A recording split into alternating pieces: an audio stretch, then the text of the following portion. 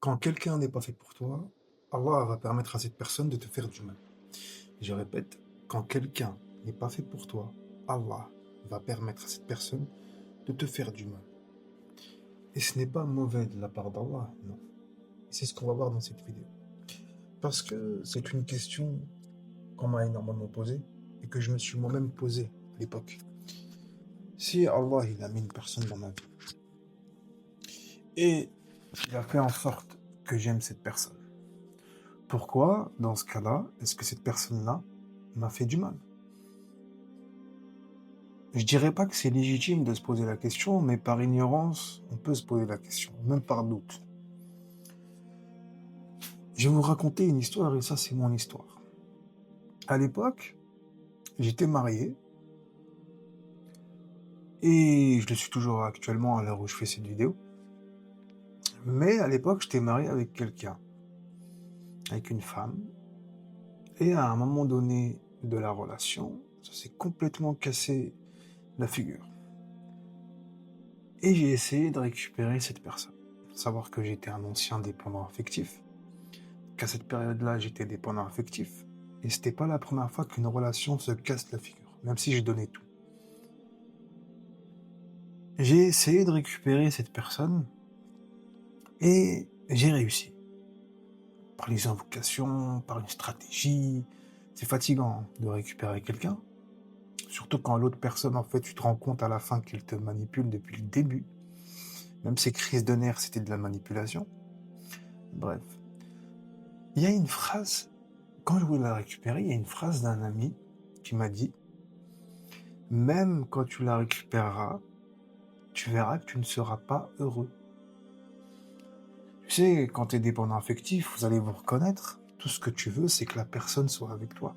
Tout ce que tu veux, c'est que cette personne-là soit à tes côtés pour que toi, tu puisses te sentir bien. Il est actuellement 4 heures du matin. C'est pour ça que je parle doucement. Et le truc, c'est que j'ai récupéré cette personne. Et quand j'ai récupéré cette personne, je me sentais quand même mal. Et là, j'ai pensé à ce frère. J'ai dit, mais en fait, il a raison. Le problème, il vient de moi. Elle, ou lui, si t'es une femme, ne va pas régler ce problème-là. Et c'est là où j'ai commencé à travailler sur moi. À ne plus répondre à la manipulation de l'autre pour ou par peur d'être rejeté, abandonné, trahi, etc. En tout cas, par peur de perdre cette personne, parce que même si j'avais récupéré cette personne, j'avais toujours peur que cette personne-là parte. Et cette personne-là me faisait du mal. Mais en réalité, je me faisais du mal. Parce que c'est moi qui voulais rester dans cette relation. C'est moi qui voulais forcer les choses. C'est moi qui trouvais des excuses à l'autre. Et ça, c'est peut-être ton cas aujourd'hui. Le conseil du jour, apprends à regarder les signes d'Allah.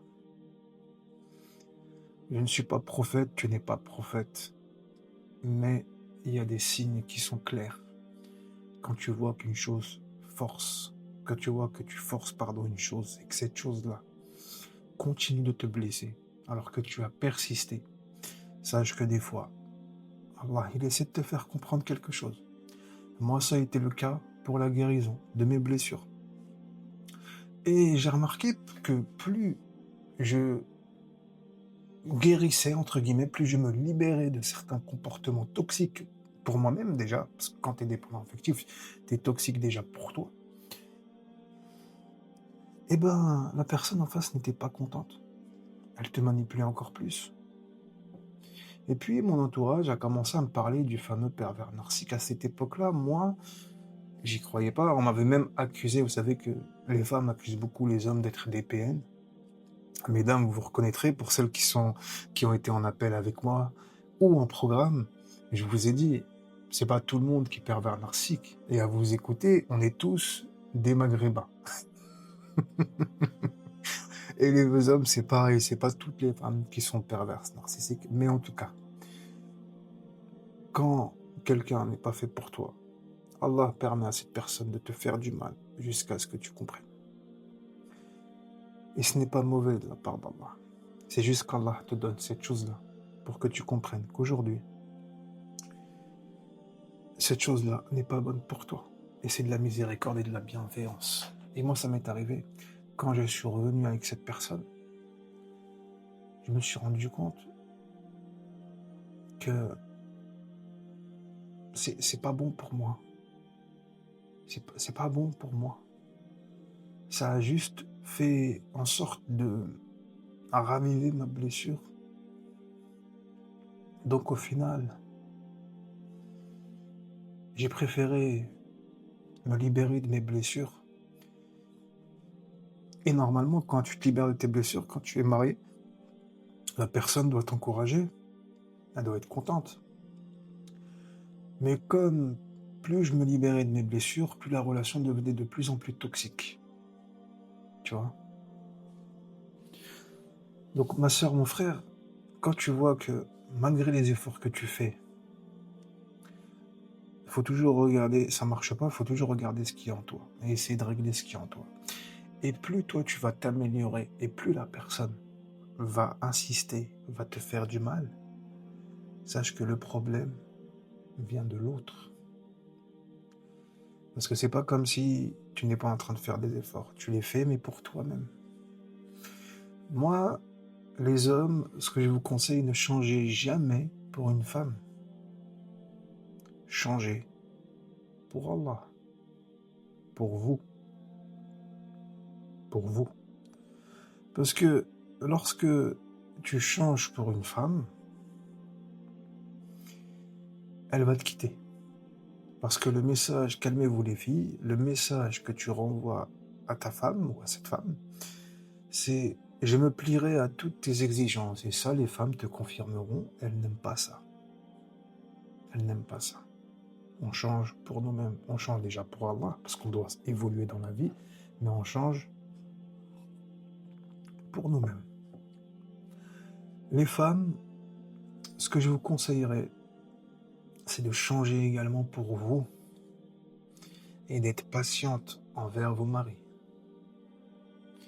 Mais de ne pas non plus vous plier aux exigences de l'homme dans tout ce qui est haram.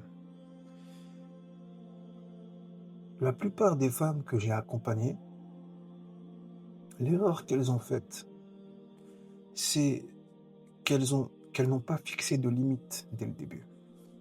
Pour les hommes, c'est qu'ils ont changé pour cette femme. Et au moment où tu changes pour cette femme, elle te quitte. Et l'homme, quand tu ne fixes pas de limite avec... quand la femme, ne fixe pas de limite avec son mari, surtout dans les débuts, ça devient une catastrophe. Donc apprenez à fixer des limites sans avoir peur que l'autre vous abandonne ou vous rejette. Mais pour ça, il faut travailler sur ses blessures, travailler sur ses peurs, travailler sur ses fausses croyances, travailler sur sa valorisation, travailler sur sa foi, son tawakkul.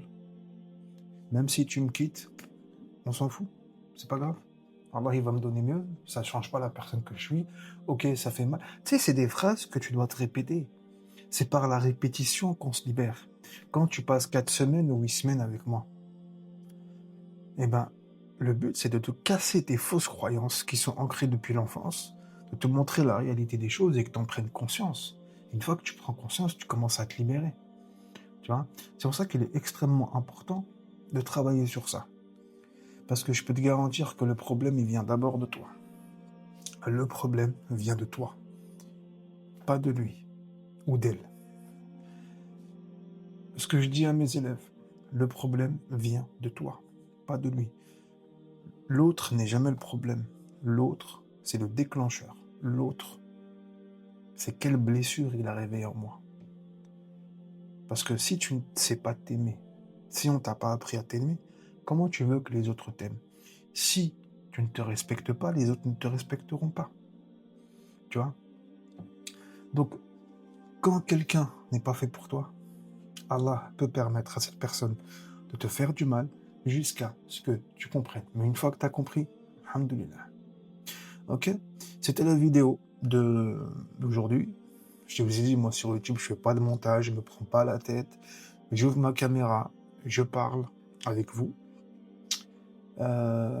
Concernant les accompagnements, comme d'habitude, vous avez dans la bio. N'hésitez pas à vous abonner aussi.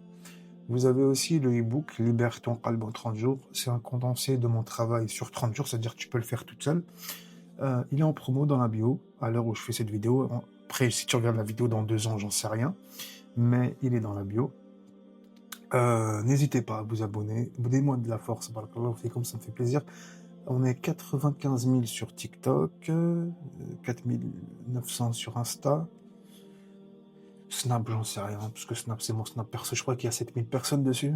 Tout est dans les informations de cette chaîne. Barakallahu fikum. Salam alaikum.